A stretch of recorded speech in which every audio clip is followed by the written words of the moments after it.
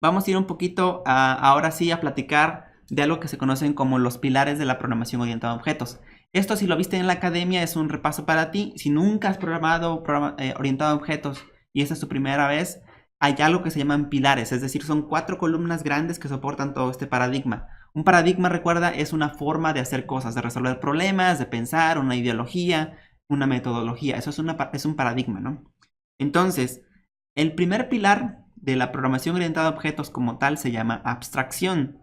Y la abstracción más que un proceso programático, es un proceso mental, es un proceso de estudio y análisis que consiste en lo siguiente. Imagínate que tú dices, voy a crear un software, obviamente con programación orientada a objetos, por decir algo que me represente una concesionaria. Una concesionaria en México es el lugar donde tú vas a comprar un auto, por ejemplo. No sé, por decir algo, Honda tiene concesionarias distribuidas en diferentes lugares de la República Mexicana, en este caso. Entonces tú vas como cliente y dices, ¿sabes qué? Quiero comprar un auto. El lugar al que vas es una concesionaria. Una concesionaria entonces tiene muchos autos y de diferentes, puede tener diferentes marcas o una sola, dependiendo, ¿no? Entonces, la abstracción es el proceso mental que nosotros decimos, a ver, si yo quisiera pasar toda la administración de esta concesionaria hacia un sistema de software, ¿cómo le haría? Empiezas generalmente por aislar elementos. Se le dice que aíslas elementos. Por ejemplo, ¿qué significa un auto? Y te pones a pensar, ok, un auto pues es algo, un vehículo, ¿verdad? En principio es un vehículo pues de 4 ruedas, eso es un auto, y que tiene que tener puertas, por ejemplo. Ok, perfecto. Ahora, los autos, por ejemplo, también tienen un color, quizás tengan un modelo, tengan un número de serie, pero por ejemplo, los autos no tienen un conductor. Eso no es parte esencial para que yo diga que es un auto. No. Si no tiene conductor, eso sigue siendo un auto. Un conductor va a utilizar o va a usar un auto. Ok. Entonces, este proceso que estoy haciendo de aislar el concepto de auto se llama abstracción. Luego, por ejemplo, si dijeras, ahora quiero abstraer a las personas que me van a comprar, clientes. Ok, ¿qué significa un cliente? Bueno, un cliente para empezar es una persona, ¿verdad? Y un cliente, por ejemplo, uno de los comportamientos esperados de un cliente es que vaya a hacer la prueba de manejo, por ejemplo. Ese es un comportamiento.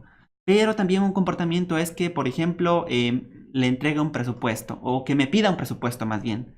O que, por decir algo, llegue a la sucursal o bueno, a la concesionaria. Esos son comportamientos que al fin de cuentas, modelados en un sistema de software, van a traducirse a métodos, ¿ok? Métodos de una clase. Ahorita vamos a trasladarnos hacia allá. Y luego dice, ¿sabes qué? Para ejemplificar mi concesionaria, entonces tiene en el punto más alto de la concesionaria tenemos un conjunto de autos. Los autos en este caso están en la concesionaria. Un cliente llega, ese cliente que es una persona, intenta comprar un auto, por ejemplo. Si su crédito le alcanza, entonces me lo compra. A lo mejor va a ser en efectivo, no sé. Estamos modelando entonces todo el movimiento de una concesionaria. En este caso, para comprar autos, ¿no? Empezamos aislando. Lo siguiente es, tratamos de encontrar características o atributos de una entidad de la realidad. En este caso, esa entidad para nosotros es un auto, es una concesionaria y es un cliente. Esas 3 entidades de la realidad, cada una tiene sus propias características. Este proceso que estamos haciendo en este momento se conoce como abstracción y es lo que todo arquitecto de soluciones, ingeniero de software, desarrollador web hace prácticamente todos los días, ¿no? Ahora bien, en la programación orientada a objetos este proceso es clave porque si no pasamos por un proceso de abstracción de la realidad a cosas de software se vuelve prácticamente imposible poder implementarlo. Entonces es importantísimo que comprendas que este proceso mental no es algo que vas a adquirir de la noche a la mañana, es algo que con práctica vas a estar haciendo. Hoy, por ejemplo, modelo por decir algo, un servicio de carrito en línea, ¿no? Un famoso commerce. Bueno, pues ahí, por ejemplo, me pongo a pensar qué cosas voy a tener. No, pues tengo un producto y un producto tiene un título, tiene un SKU, tiene un color, tiene una categoría, tiene un tamaño y por decir algo, tiene un método de envío. Entonces, he modelado un producto de un sistema online, ¿no? De un e-commerce. Pero, por ejemplo, ahí también pudiera modelar, por decir algo, la cuestión de la compra, ¿no? La transacción. ¿Qué significa una transacción para mí? ¿Qué debe tener una transacción? Pues debe tener un comprador, un vendedor, por decir algo, tiene que tener un folio de transacción, tiene que tener una cantidad de dinero, obviamente, de esa transacción, quizás un banco destino, un banco origen. Este proceso es importantísimo. Y recuerda que no te preocupes si al principio no puedes pensar en este tipo de entidades y pasarlas a software, porque realmente es algo que vas a aprender. ¿Ok? Y finalmente, lo que debes identificar también son comportamientos, es decir, ¿qué es lo que yo espero que haga? En este caso, ¿qué es lo que yo espero que haga un auto? Por ejemplo, un auto, pues espero que frene, espero que un auto arranque. Por ejemplo, son dos comportamientos esperados de todos los autos. Pero, por ejemplo, si estoy modelando una tienda de mascotas, por ejemplo, ¿no? O un lugar donde alojan mascotas y las tienen publicadas en internet para que las adopten, ¿no? Entonces, estas mascotas, comportamientos esperados son, por ejemplo, que ladren, si es un perrito. Pero, por ejemplo, si es un gato, pues espero que maulle. Si no maulla, no es gato. Si no salta, no es liebre, ¿verdad? Entonces, esos animales deben tener comportamientos esperados de la realidad y que van a ser traducidos a software. Entonces, esos comportamientos se traducen en algo que se llaman métodos o son similares a funciones, pero ojo, no son funciones. Aquí no se dice que tenemos funciones en una clase, no. Decimos que tenemos comportamiento o métodos de una clase. No estamos trabajando con programación estructurada, por lo tanto no son funciones, son métodos. Es una gran diferencia en concepto, nada más en concepto, porque sintácticamente se parecen mucho, pero en concepto es muy diferente. ¿Ok? Bueno, entonces vamos a hacer la abstracción de un auto aquí como ejemplo. La abstracción está del lado izquierdo, es de color verde. Entonces aquí digo, mi modelo mental de un auto tiene los siguientes atributos. Tiene un modelo de auto, por ejemplo, tiene un fabricante, tiene un color, un tipo, un nombre comercial, que es como la gente, digamos, a la que le voy a vender lo va a conocer, y tiene un número de serie. Del lado derecho tengo en este caso la versión concreta de un auto. En este caso tengo un auto de mis favoritos, por ejemplo, está muy bonito. Es un Civic Type R. Entonces, este auto ya tiene un modelo concreto, es 2018. Tiene un fabricante, es Honda. Tiene un color, es Agent Blue. Tiene un tipo que es sedán. Tiene un nombre comercial, aunque tal vez sea un hatchback, no sé no sé si el tipo sea correcto aquí técnicamente, pero bueno, eso no importa. El nombre comercial es Civic Type R y el número de serie son esos números raros que puse ahí. Entonces, del lado izquierdo, el lado verde es la clase y si notas aquí es una maqueta, es básicamente como si hiciéramos un dibujito. Esto es un auto, pero del lado derecho ya le pusimos valores concretos. Entonces, esta abstracción es lo que tú harías cuando quieras hacer un sistema. Básicamente pasas de una clase, de modelar clases, a crear instancias de esa clase o asociar los objetos, que es lo mismo básicamente. Entonces, obviamente aquí este proceso depende de la complejidad de tu sistema, es como vas a ir avanzando, ¿no? Puede ser tan complejo como quieras. Hay sistemas, no sé, de 10.000 clases, 10 millones de clases. Por ejemplo, los sistemas que manejamos con gestores de contenidos privados suelen ser paquetes de, no sé, 10.000 clases por paquete, ¿no? Y son, no sé, otros 5.000 paquetes. Entonces es impresionante la cantidad de clases y lo que puedes modelar con esta simple idea. Entre más compleja sea la abstracción, evidentemente, necesitarás documentación. Y para eso hay un lenguaje que se llama UML, que es Unified Model Language, que básicamente es un lenguaje gráfico que te permite modelar este tipo de sistemas orientados a objetos de forma muy fácil. Seguramente ya habrás escuchado de él. No vamos a ver hoy UML porque pues es una clase completa nada más de puro UML. Y UML no solo modela clases, objetos y ese tipo de cosas, modela relaciones entre clases, por ejemplo. No sé si te acuerdas en nuestro curso, por ejemplo, de Laravel que tuvimos hace tiempo, relacionamos el blog post, en este caso, contra el autor de ese blog post. Entonces dijimos, un post pertenece a un usuario y un usuario tiene muchos posts. Ese tipo de has many y el de belongs to son relaciones al final de cuentas. En orientado a objetos tenemos algo muy similar y se conocen como asociaciones entre clases. Lo que vimos en Laravel, eso ya es aplicado, ¿verdad? Eso ya es en sintácticamente con Laravel. Pero en términos más generales, mucho más genéricos, se conocen como relaciones entre clases. Y hay muchos tipos de relaciones. No los vamos a aprender hoy todas, pero te voy a mencionar al menos algunas. Bueno, eso es la abstracción. Tenemos una clase y tenemos un objeto. Perfecto. Todo bien, ¿no? Recuerda, si tienes una pregunta, vamos poniéndola en el chat. El siguiente gran pilar es el encapsulamiento. Pero no me voy a ir a este todavía. Vamos a empezar a hacer un poquito de código para que no te me aburras, porque pues también quiero que veas código de cómo vamos representando esto a nivel de sistema, ¿no? Entonces, espero que ya tengas tu IntelliJ listo. En mi caso ya lo tengo listo. Voy a crear un nuevo proyecto de IntelliJ. En este caso aquí está. Si no te detecta tu JDK, eso es importantísimo. Si no te detecta aquí, bueno, aquí lo llaman SDK. Si no te lo detecta, es importante que le des aquí New y localices la ruta donde está instalado tu Java. Que normalmente en Windows, aquí tengo una máquina Windows también para tu ayuda. En Windows, por ejemplo, normalmente está aquí en C, Program Files, está en Java y JDK. Esta es la ruta que deberías poner la IntelliJ para que te localice automáticamente tu JDK. Ojo, es la raíz de la instalación del JDK, no del JRE. Si voy a una carpeta arriba, notarás que hermanito de JDK hay JERE. Estas siglas significan, te las voy a poner aquí en nuestro Sublime. Recuerda que tenemos dos cosas, y esto es importantísimo que lo recuerdes. Tenemos el JDK, que es Java Development Kit. Este lo necesitas cuando eres un developer, como nosotros. Lo necesitas. El otro, el JRE, es Java Runtime Environment. Y este es si eres un usuario normal. Es decir, imagínate que ya terminaste tu sistema y lo vas a instalar en una red, por ejemplo. Ahí no instalarías el JDK, no lo necesitas, nada más necesitas el puro JRE. O por ejemplo, si haces los famosos instalables con Splash cuando arrancan y lo distribuyes por un ejecutable, por ejemplo, no vas a mandar todo el JDK en ese ejecutable porque sería muy pesado. Vas a mandar nada más el JRE, ¿ok? Entonces, esta es la cosa que vamos a utilizar nosotros, esta es la cosa que van a usar realmente nuestros usuarios. Volviendo a mi máquina Windows, entonces ten cuidado de no agarrar el JRE, sino de agarrar el JDK, aquí, este. ¿Ok? Perfecto. Ahora, aclarado eso, en este caso yo ya me lo reconoció. Aquí me pide una cuenta, puedo no crearla, en este caso, no, sí. Tengo activado, pero estoy no, debo estar aquí en Java, perdón, estaba aquí en Clouds. Debo estar aquí en Java, que es la primera opción.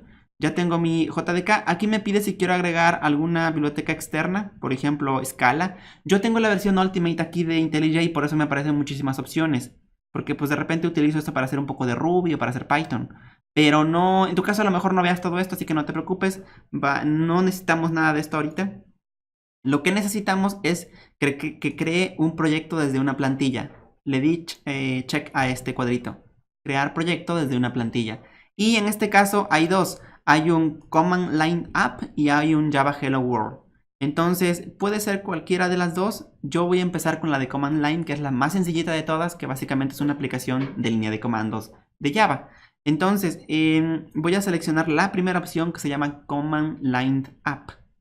Siguiente, y en este caso te va a pedir el nombre de tu proyecto. Lo vamos a poner en este caso concesionaria. Ese va a ser nuestro proyecto. Es una concesionaria. Te pide un lugar donde guardarlo, básicamente. ¿Recuerdas que yo siempre tengo mi directorio de learning? Lo voy a guardar ahí siempre. Y en este caso te pide un paquete. Y esto es nuevo. Esto es solamente de Java. Y te voy a explicar qué es un paquete. Imagínate que tienes un sistema muy complejo, como en este caso vamos a tener nuestra concesionaria. Un paquete sería forma de organizar muchas clases relacionadas en un solo folder, si quieres verlo así. Entonces, por ejemplo, en esta concesionaria vamos a tener a lo mejor una clase auto, una clase cliente, una clase quizás pago, no sé, una clase de transacción, como gustes. Puedes tener muchísimas clases, entonces deberías agrupar tus clases dependiendo las semánticas, es decir, dependiendo de su significado. En este caso, podemos hacer nada más un solo paquete porque estamos en un proyecto muy pequeño, pero proyectos reales realmente tienen muchísimos paquetes en un solo proyecto. Y como convención, por ejemplo, si vas a hacer un proyecto que tenga que ver con, no sé, web training, por ejemplo, en este caso, web training zone, empezaríamos así, zone.webtraining. Por ejemplo, imagínate que vamos a hacer el sistema de chat en Java. Lo podríamos llamar así nuestro paquete. Y si te fijas, esto es una convención.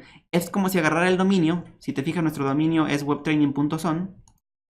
O sea, agarras este dominio. Por convención en Java se manejan así las cosas. Agarras este dominio y básicamente lo inviertes. Y así empiezas todos tus paquetes de webtraining.zone. Entonces, por ejemplo, si tú tienes un sitio que se llama caballitospony.com, entonces tus paquetes deberían ser nombrados como com.caballitospony. Por ejemplo, inventario. Suponiendo que tenemos muchos... pero inventario no, vamos a ponerle establo, ¿no? Suponiendo que tenemos muchos caballitos pony, ¿no? Perfecto. Entonces, si tienes una tienda, por ejemplo, que se llama zapatosrosas.com, entonces comp.zapatosrosa. No sé, e-commerce, por decir algo. ¿Listo? Entonces, esa es la convención que prácticamente se sigue en Java para generar los nombres de tus paquetes. Empiezas por la extensión de tu dominio, luego sigue el nombre de dominio y ya lo que quieras adelante. Entonces, en este caso, suponiendo que nuestra tienda de autos se llama, no sé, concesionaria.com, entonces nuestro paquete debería llamarse com.concesionaria, ¿no? Eso es lo que voy a poner acá. En este caso me pide el company, se va a llamar concesionaria, ¿ok? Listo. Ese es mi paquete base y le doy finalizar. Eso me está construyendo un proyecto basándome en la plantilla de consola de Java. En este caso, ya tengo mi primera clase. Si notas aquí, tiene una clase con la palabra reservada class, main. Quiere decir que esto va a ser como una... ¿cómo decirlo? Va a ser una maqueta. Y esta clase es muy importante. Esta clase, cuando haces aplicaciones de consola, voy a incrementar un poquito mi fuente porque veo que aquí otra vez la tengo. Está muy reducida esta fuente. Dame un segundo, vamos a incrementarla a nuestros 28. Listo, perfecto. Entonces, esta clase es especial porque tiene un método con el que va a arrancar nuestra aplicación de Java. Ese método es único en toda la aplicación y se conoce como método main o método principal.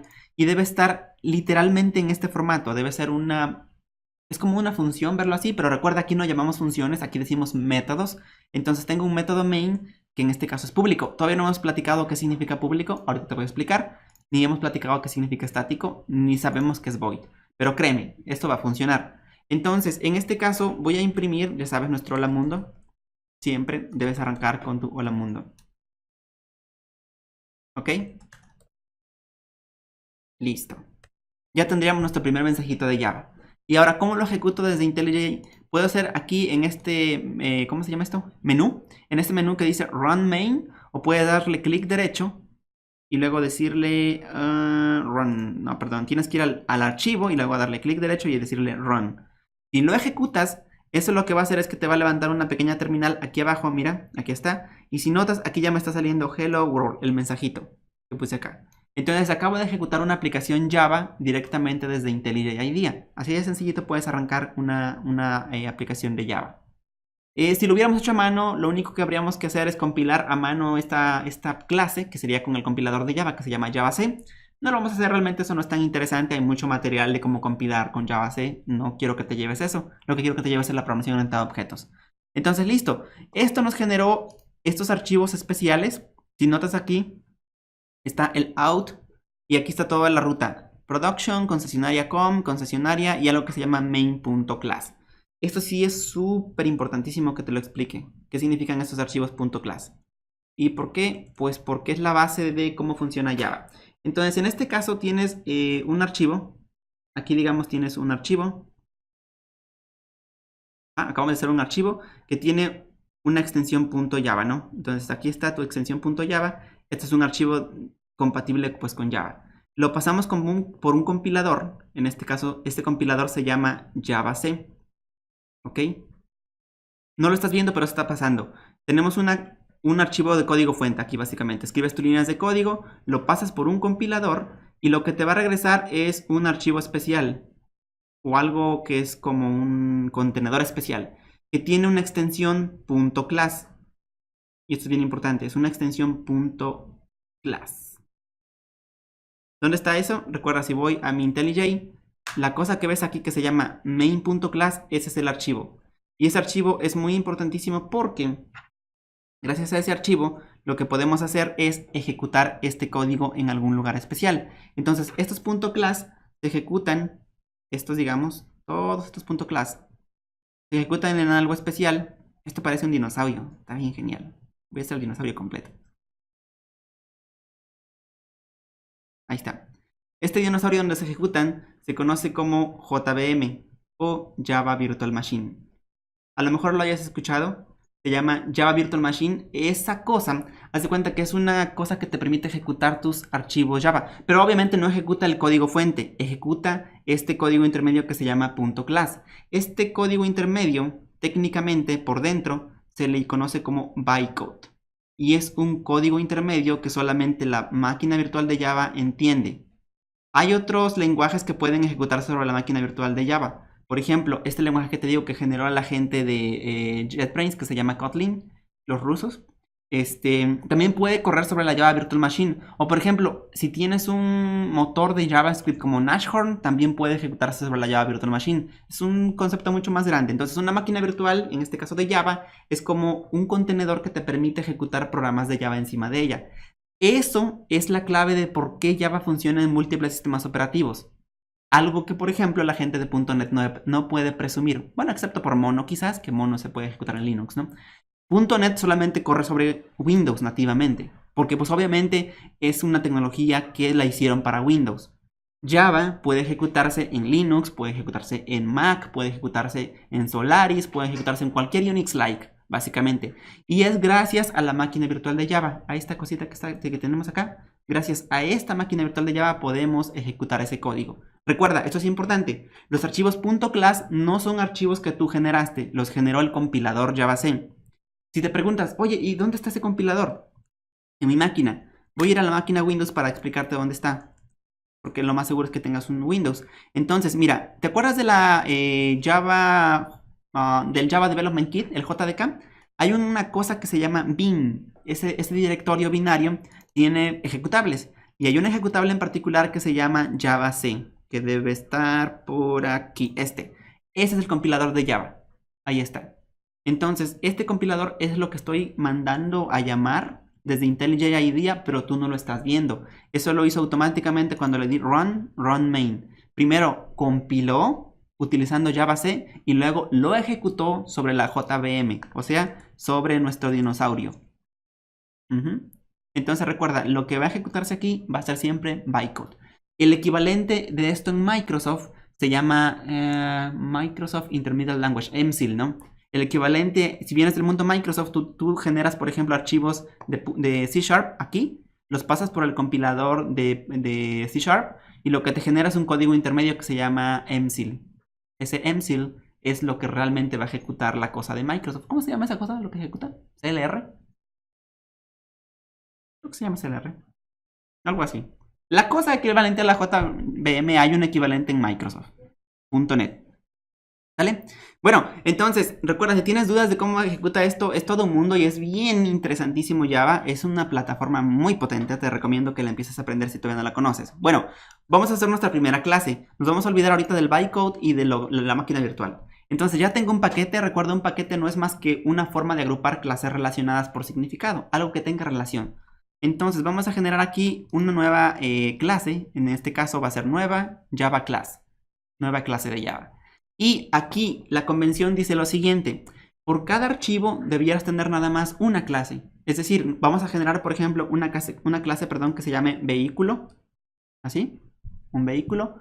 Y en este caso, si notas, estoy utilizando una letra mayúscula para la V.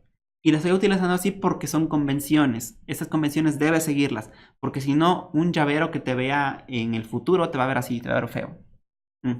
Porque no seguiste las convenciones. No es obligatorio, pero sí es recomendado. Y si no lo haces así, como decían estos cuates de Game of Thrones, shame on you, ¿ok? Perfecto. Va a ser una clase vehículo. Le damos OK.